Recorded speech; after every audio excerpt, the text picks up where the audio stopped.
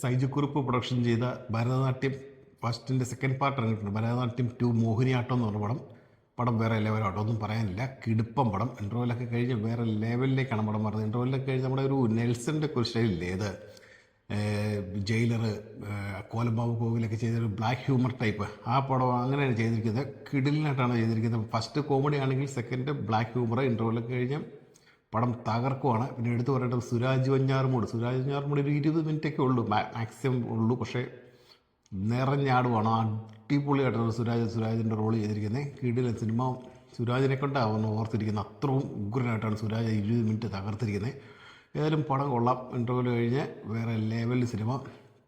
വാഴ ഇങ്ങനെ കിടക്കുന്ന കാരണം ഈ തിയേറ്റർ കിട്ടുമോ ഓടുമോ എന്നൊക്കെ ഉള്ള ഒരു സംശയമില്ല. പക്ഷേ എല്ലാവരും പറഞ്ഞ് പടം ഹിറ്റാവും, ഉറപ്പാണ്. നല്ലൊരു സെലക്ഷനാണ് സൈജു കുറുപ്പ് ഏതായാലും ചെയ്തിരിക്കുന്നത്.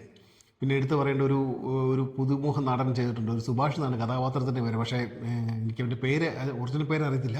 പുള്ളി ഹിഡലിനായിട്ടുണ്ട്.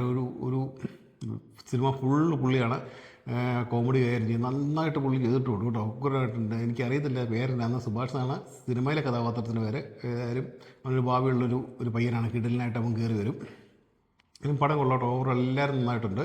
എൻ്റെ കലാരഞ്ജനി ആദ്യം നമ്മുടെ പുകവലി ആരോഗ്യത്തിന് ഹാനികരമെന്ന് പറയില്ലേ, അത് കലാരഞ്ജനിയെ കൊണ്ടാണ് പറയുന്നത്. ഉർവശിയുടെ ചേച്ചിയെ കൊണ്ട് അതുവരെ ആദ്യം കൈയടിയായിരുന്നു. കലാരഞ്ജനി അത് പറഞ്ഞാൽ എങ്ങനെ ഇരിക്കുന്നു ഓർത്ത്, പുള്ളിക്കാരുടെ സൗണ്ടും അത് അവരൊക്കെ നല്ല ഐഡിയ വെച്ച പടം ചെയ്തിട്ടുണ്ട്. എല്ലാം നല്ല സിനിമ കേട്ടോ. ഫാമിലിയായിട്ട് ഒന്ന് ചിരിക്കാനും അടിപൊളി ഒരു സിനിമ. സൈജു കുറുപ്പ് ആയാലും കലക്കി. സൈജു കുറുപ്പിനായാലും പടം ലാഭം ഉണ്ടാക്കുകയുള്ളൂ.